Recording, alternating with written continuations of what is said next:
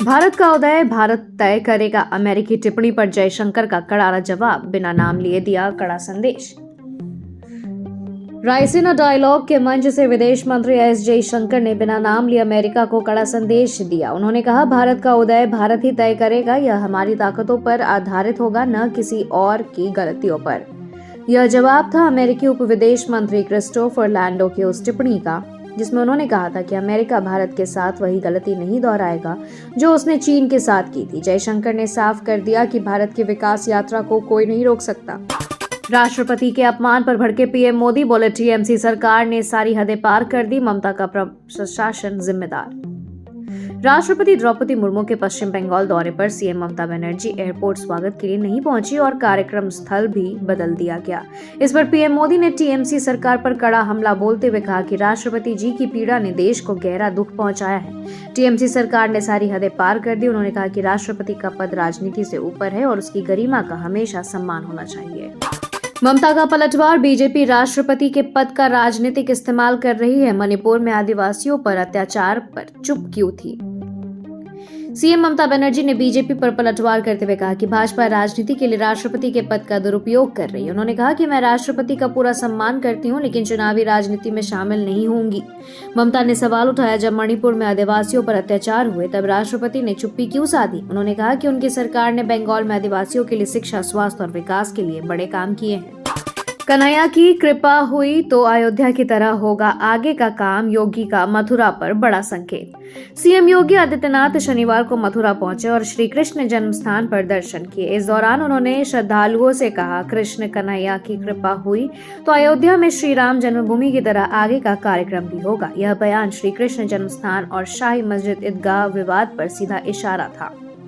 योगी के बयान पर श्रद्धालुओं के जयकारे गूंज उठे। राजनीति न होती तो एरोस्पेस में होता, राहुल गांधी का बड़ा खुलासा। कांग्रेस नेता और लोकसभा में विपक्ष के नेता राहुल गांधी ने एक बड़ा खुलासा करते हुए कहा कि अगर वह राजनीति में नहीं होते तो एरोस्पेस क्षेत्र में उद्यमिता कर रहे होते। उन्होंने कहा कि मैं खुद एक पायलट हूं। मेरे पिता राजीव गांधी और चाचा संजय गांधी भी पायलट रहे हैं, इसलिए इस क्षेत्र में हमारा गहरा जुड़ाव रहा है। राहुल ने यह भी कहा कि किसी इंसान को सिर्फ एक दायरे में बांध कर देखना सही नहीं है। उन्होंने युवाओं को सलाह दी कि हर चीज के प्रति जिज्ञासु रहे और खुले दिल से नई चीजों को सीखते रहें। राबड़ी का बड़ा आरोप, बीजेपी नीतीश को बिहार से भगा रही, सीएम पद से जबरदस्ती हटाया जा रहा। पूर्व सीएम राबड़ी देवी ने नीतीश कुमार के राज्यसभा नामांकन पर बीजेपी पर सीधा हमला बोला। उन्होंने कहा, बीजेपी नीतीश कुमार को राज्यसभा भेजकर मुख्यमंत्री पद से हटाने की साजिश कर रही है। नीतीश को बिहार नहीं छोड़ना चाहिए। राबड़ी ने यह भी कहा कि नीतीश की बुद्धि भ्रष्ट हो गई है। इस बीच कल दोपहर 1 बजे निशान जेडीयू ज्वाइन करेगी और मंत्री ने कहा, जब तक नीतीश तब तक शराबबंदी। बीजेपी का खंडन, बिहार बंगाल को मिलाकर केंद्र शासित प्रदेश बनाने की बात पूरी तरह झूठ, पप्पू यादव को गंभीरता से न ले। बिहार और पश्चिम बंगाल के कुछ जिलों में मिलाकर केंद्र शासित प्रदेश बनाने की चर्चाओं पर बीजेपी सांसद नित्यानंद राय ने सफाई दी। उन्होंने कहा कि यह योजना पूरी तरह तथ्य से परे है, इसमें कोई सच्चाई नहीं है। उन्होंने पप्पू यादव के उस ट्वीट को भी खारिज किया जिसमें दावा किया गया था कि बीजेपी सीमांचल और मालदा मुर्शिदाबाद समेत कई जिलों में मिलाकर नया केंद्र शासित प्रदेश बनाने की साजिश कर रही है। महंगाई का झटका, एलपीजी सिलेंडर 60 रुपए महंगा, दिल्ली में अब 913 रुपए। पश्चिम एशिया युद्ध के बीच तेल कंपनियों ने घरेलू एलपीजी सिलेंडर की कीमत में 60 रुपए की बढ़ोतरी कर दी है। दिल्ली में 14.2 किलो का सिलेंडर अब 853 से बढ़कर 913 रुपए हो गया है। यह 11 महीनों में दूसरी बार बढ़ोतरी है। उज्ज्वला योजना के लाभार्थियों को 300 रुपए सब्सिडी के बाद भी 613 रुपए चुकाने होंगे। नई कीमतें 7 मार्च से लागू हो गई। केरल चुनाव के लिए राहुल गांधी का 5 गारंटी कार्ड, 25 लाख का बीमा और महिलाओं को हर महीने 1000 रुपए। केरल विधानसभा चुनाव के लिए राहुल गांधी ने तिरुवनंतपुरम में 5 बड़ी गारंटियों का ऐलान किया है।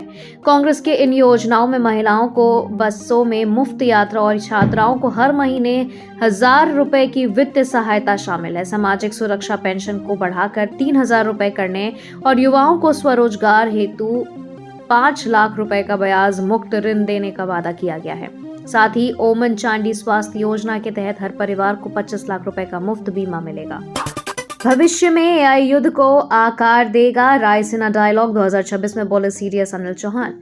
रायसीना डायलॉग 2026 में सीडीएस अनिल चौहान ने डेटा सेंटर युग में पावर, ऑटोनॉमी और एनर्जी के मुद्दे पर खुलकर बात की। उन्होंने कहा कि आर्टिफिशियल इंटेलिजेंस भविष्य में लड़ाई को आकार देने वाला है और डिफेंस क्षमताओं को बढ़ाने के लिए बहुत ज्यादा पावर की जरूरत होगी। उन्होंने कहा कि अब टैंकों और विमानों के दौर से आगे बढ़कर लड़ाई डेटा और नेटवर्क पर आधारित होगी। भारत इसके लिए समर्पित एआई सेटअप की ओर कदम बढ़ा रहा है।